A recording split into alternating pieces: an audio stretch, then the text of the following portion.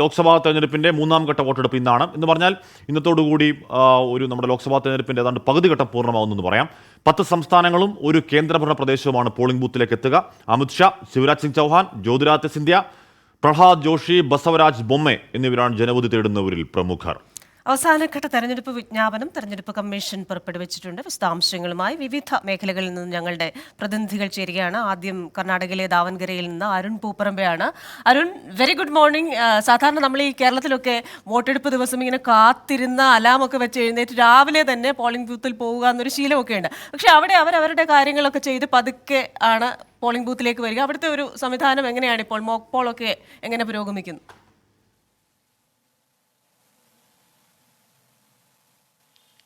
Christian ഇപ്പോൾ വോട്ടെടുപ്പ് ആരംഭിച്ചിട്ടുണ്ട്. കൃത്യമായി തന്നെ കൃത്യം 7 മണിക്ക് തന്നെ വോട്ടെടുപ്പ് ആരംഭിച്ചിട്ടുണ്ട്. നമ്മൾ ക്രിസ്ത്യന് സൂചിപ്പിച്ച പോലെ തന്നെ കേരളത്തിന് സമാനമായിട്ടുള്ള സാഹചര്യമല്ല ഈ പോളിംഗ് ബൂത്തുകളിൽ രാവിലെ ഉണ്ടാവുക. അതായത് കർണാടകയിൽ ഈ ബൂത്തുകൾ സജീവമായി വരാൻ അല്പം സമയമെടുക്കും. ഈ അതിരാവിലെ എത്തി കാത്തിരുന്ന് വോട്ട് ചെയ്ത് അങ്ങനെ പോവുക എന്നൊരു രീതി പൊതുവെ കർണാടകയിൽ ഇല്ല. പ്രത്യേകിച്ച് ഗ്രാമീണ തലങ്ങളിൽ ആ രീതിയില്ല. അല്പം സമയമെടുക്കും ബൂത്തുകൾ സജീവമാകാൻ. എന്നാൽ ഈ 14 മണ്ഡലം, പ്രത്യേകിച്ച് വടക്കൻ കർണാടകയിലെ മണ്ഡലങ്ങൾ പൊതുവെ കഴിഞ്ഞ തവണയും നല്ല പോളിംഗ് രേഖപ്പെടുത്തിയതാണ്. അതുകൊണ്ട് തന്നെ ഈ തവണയും ആ പോളിംഗ് ആവർത്തിക്കും എന്ന് തന്നെയാണ് മുന്നണികൾ പ്രതീക്ഷിക്കുകയും ചെയ്യുന്നത്. പൊതുവെ കർണാടകയിൽ കഴിഞ്ഞ ദിവസങ്ങൾ വിഭിന്നമായി ചൂട് കുറഞ്ഞിട്ടുണ്ട്. അല്പം കർണാടകയിൽ വിവിധ മേഖലയിൽ മഴയൊക്കെ പെയ്തിട്ടുണ്ട്. അതുകൊണ്ട് തന്നെ പകൽ സമയങ്ങളിൽ കൂടുതൽ വോട്ടർമാർ എത്തും എന്നതാണ് പ്രതീക്ഷിക്കുന്നത്. രണ്ടാം ഘട്ടത്തിലൊക്കെ ഉണ്ടായ ഒരു പ്രതിസന്ധി അതാണ്. കനത്ത ചൂടിൽ ഈ പകൽ സമയത്ത് വോട്ടർമാർ എത്താതിരിക്കുകയും പോളിംഗ് വ്യാപകമായി കുറയുന്നൊരു സാഹചര്യമൊക്കെ ഉണ്ടായിരുന്നു.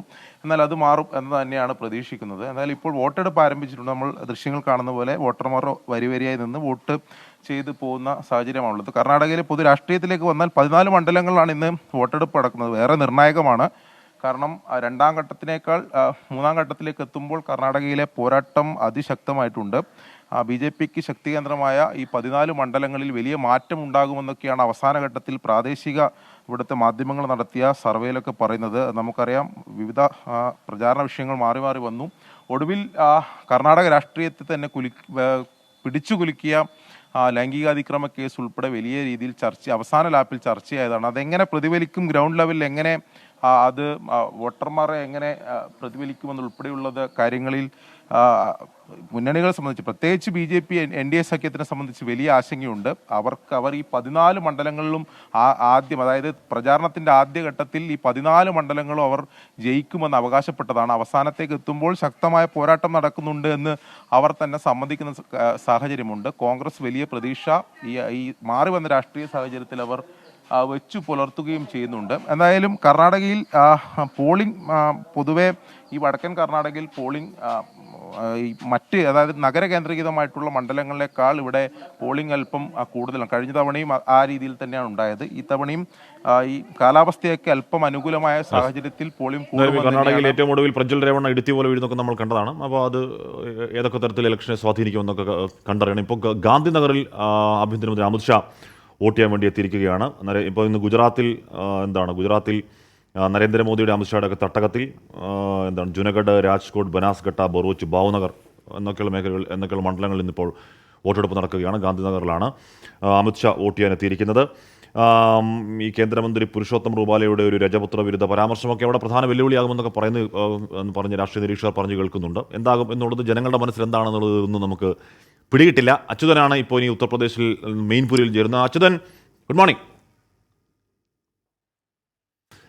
അച്യുതൻ, അവിടെ ഡിംപിൾ യാദവ് സ്ഥാനാർത്ഥി. ഇപ്പോൾ അച്യുതൻ നിൽക്കുന്ന ബൂത്തിലേക്ക് ഡിംപിൾ എത്തുമോ?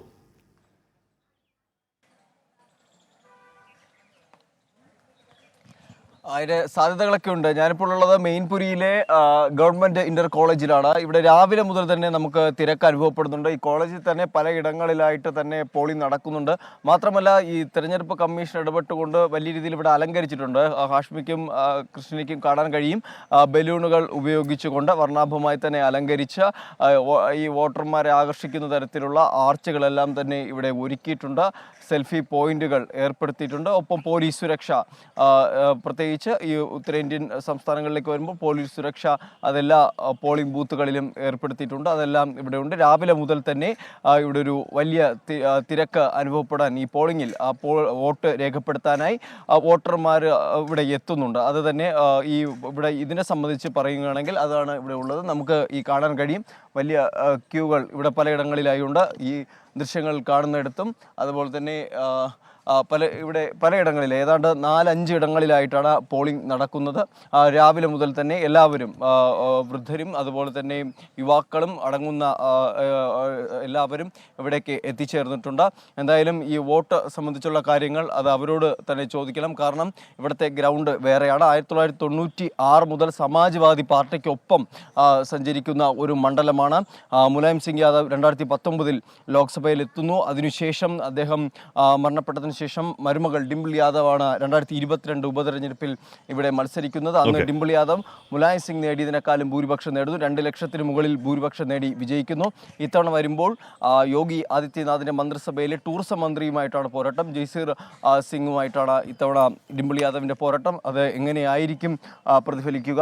യാദവ് വോട്ടുകൾ നിർണായകമാകുന്ന മണ്ഡലമാണ്. അതൊക്കെ എങ്ങനെ പ്രതിഫലിക്കുമെന്ന് വോട്ടർമാർ യാദവ് മേഖലകളിലേക്ക് യു പിയിൽ വോട്ടെടുപ്പ് എത്തുകയാണ് എന്ന് പറഞ്ഞാൽ ഇന്ന് വോട്ടെടുപ്പ് നടക്കുന്ന 10 സീറ്റുകൾ BJPയും സമാജ്വാദി പാർട്ടിയും ഒക്കെ നേർക്കുനേർ പോരാട്ടം നടക്കുമ്പോൾ അത് SP ക്കൊക്കെ നിർണായകമാണ്. അപ്പോൾ നമുക്ക് കാത്തിരുന്ന് കാണാം. അപ്പോൾ ഇനിയിപ്പോൾ കൃഷ്ണ എന്തൊരു നമുക്കൊരു പ്രതികരണത്തിലേക്ക് പോകേണ്ടതായിട്ടുണ്ട്.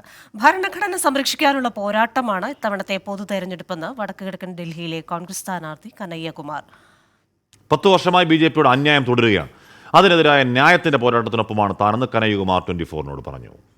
ये लड़ाई नॉर्थ ईस्ट दिल्ली में 10 साल से जो बीजेपी का अन्याय है, उस अन्याय के खिलाफ न्याय की लड़ाई है। मैंने कहा आपको कि ये अन्याय और न्याय की लड़ाई है, इनजस्टिस और जस्टिस की लड़ाई है। हम जस्टिस के साथ खड़े हैं। इस बार 2 साल पहले इधर हुआ था दंगा, बहुत मुद्दा है इस चुनाव पे। हमारा मुद्दा है कि हम देश के संविधान को बचाएंगे, देश के संविधान की प्रस्तावना की रक्षा करेंगे, जो कॉन्स्टिट्यूशनल डेमोक्रेसी है उसको प्रोटेक्ट करेंगे। ഓക്കെ, കനയ്യകുമാർ എന്താണ് അവിടുത്തെ JNUവിലെ തീപ്പൊരി നേതാവ്, ഇപ്പോൾ കോൺഗ്രസിൻ്റെ സ്ഥാനാർത്ഥി അവിടെ മത്സരിക്കുകയാണ്. അപ്പോൾ പ്രതികരണമാണ് കണ്ടത്. ഇപ്പോൾ ശ്രീനാഥ് ചന്ദ്രൻ ചേരുന്നുണ്ട്. കേന്ദ്രഭരണ പ്രദേശമായ ഡാമൻഡിയിൽ നിന്നാണ് ശ്രീനാഥിലേക്ക്. Srinath, good morning. ശ്രീനാഥ്, ഈ കിലോമീറ്ററുകൾക്കപ്പുറമുള്ള 2 പ്രദേശങ്ങൾ ഡാമൻ ആൻഡ് ദ്യൂവിൽ നിന്ന് 1700 കിലോമീറ്റർ ഉണ്ട്. അതെ അവിടെ നിന്ന് ഒരു MP തെരഞ്ഞെടുക്കാനായി ആൾക്കാർ കൂട്ടം കൂടുന്നു എന്നൊരു കൗതുകം കൂടിയാണ്. മാത്രമല്ല മലയാളികൾ നിരവധി പേരുണ്ടല്ലോ അല്ലേ?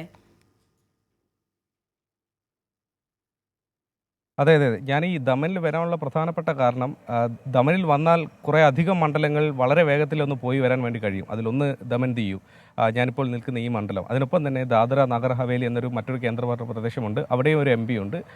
അവിടുത്തെ മത്സരവും റിപ്പോർട്ട് ചെയ്യാം. അതിനൊപ്പം തന്നെ ഗുജറാത്തിലെ ചില മണ്ഡലങ്ങളിലേക്കും പോകാം. ദമനിൽ രാവിലെ നോക്കുമ്പോൾ നമ്മൾ കേരളത്തിലൊക്കെ കണ്ട കാഴ്ച പോലെ വലിയ ക്യൂ കാണാം. നിരവധി ആളുകൾ രാവിലെ തന്നെ പോളിംഗ് ബൂത്തിലേക്ക് എത്തുന്നുണ്ട്. അതിൽ കൂടുതൽ നേരത്തെ സൂചിപ്പിച്ച പോലെ മലയാളികൾ തന്നെയായിരുന്നു എന്നത് ശ്രദ്ധേയമാണ്. ഇവിടെ കേന്ദ്രഭരണ പ്രദേശമായതുകൊണ്ട് സർക്കാർ ജോലികളും മറ്റും നിരവധി മലയാളികൾ ഉണ്ട്. അതിനൊപ്പം തന്നെ വ്യവസായ സ്ഥാപനങ്ങൾ നിരവധിയുണ്ട്. അവിടെയും ഇവർ ജോലി ചെയ്യുന്നു. കുറച്ച് മലയാളി വോട്ടർമാർ ആദ്യം വോട്ട് ചെയ്ത ആളുകളുണ്ട് അല്ലേ? വോട്ട് ചെയ്തു അല്ലേ? രാവിലെ തന്നെ എത്തി ആദ്യത്തെ വോട്ടിന് കൊടുത്തു. അതെ കൊടുത്തു. എപ്പോഴും ഇങ്ങനെയാണ്? നേരത്തെ വരുന്ന അധികവും മലയാളികളായിരിക്കും ആദ്യം വരുന്നത്. കാരണം എല്ലാവരും ജോലിക്ക് പോകാനെല്ലാം ഉണ്ടാവും. അതിന്റെ മുന്നേ എല്ലാം അതൊക്കെ തീർത്തിട്ട് പോകാനുള്ളത് ചിലവർക്ക് ഓപ്പറേറ്റ്. എല്ലാ തവണയും നേരത്തെ വരാറുണ്ട്. രാവിലെ എല്ലാ ദിവസവും എത്താറുണ്ട്. എല്ലാ തവണയും രാവിലെ ഒന്ന് വോട്ട് ചെയ്ത് കഴിഞ്ഞാൽ പിന്നെ നമുക്ക് ജോലിക്ക് പോകേണ്ടവർക്ക് പെട്ടെന്ന് ജോലിക്ക് പോകാം. പിന്നെ അതുമല്ല ഭയങ്കര വെയിൽ, പിന്നെ കുറച്ച് കഴിഞ്ഞാൽ വലിയ തിരക്കാവും. പക്ഷേ ഇവിടെ 90% ആൾക്കാർ വോട്ട് ചെയ്യും, ആരും വിട്ട് നിൽക്കത്തില്ല. അങ്ങനൊരു ഇതുണ്ട്. പിന്നെ ഒരുപാട് പോളിംഗ് ബൂത്തുകൾ ഈ ആളിൻ്റെ തിരക്കനുസരിച്ച് ഒരുപാട് പോളിംഗ് ബൂത്തുകൾ ക്രമീകരിച്ചിട്ടുണ്ട്. അപ്പം ക്രമാതീതമായിട്ട് അത് വോട്ടിംഗ് പെട്ടെന്ന് നടക്കുകയും ചെയ്യും. നാട്ടിലെ കൂട്ട് രാത്രി 1 മണി 2 മണി ഒന്നും ഇരിക്കേണ്ട ആവശ്യമില്ല. ഇവിടെ ഏറ്റവും ആദ്യം വന്ന് വോട്ട് ചെയ്തു. കേരളത്തിലെ പോലെ ശതമാന കണക്ക് നോക്കുകയാണെങ്കിൽ പലപ്പോഴും 80% വരെ പോകാറുണ്ട്. വനിതാ വോട്ടർമാരും എത്തിയിട്ടുണ്ട്. രാവിലെ തന്നെ ഏറ്റവും ആദ്യം വന്നു, തീർത്തിട്ടില്ല, ചെന്നിട്ട് ബാക്കി വോട്ടിംഗ് ആണ് പ്രധാനം.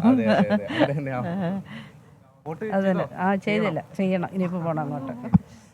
അങ്ങനെ മലയാളി വോട്ടർമാരുണ്ട്. 75%-ലധികമാണ് പല സമയങ്ങളിൽ പല വർഷങ്ങളെ കണക്ക് ഞാനിങ്ങനെ നോക്കുമ്പോൾ 75% മുകളിൽ വോട്ടർമാർ എത്തുന്നു എന്ന് പറയുന്നത് ഇവിടുത്തെ ആളുകളുടെ ഒരു ജനാധിപത്യ ബോധം. അതോടൊപ്പം തന്നെ 2 ലക്ഷത്തിൽ താഴെയാണ് ദാദർ നാഗർ ഹവേലിയിൽ കണക്ക് നോക്കുകയാണെങ്കിൽ ഏതാണ്ട് 2-2.5 ലക്ഷം പേരേ ഉള്ളൂ. ദമനിലെ കണക്ക് നോക്കുകയാണെങ്കിൽ ഏതാണ്ട് 1.5 ലക്ഷത്തിൽ താഴെ വോട്ടർമാർ മാത്രമേ ഉള്ളൂ.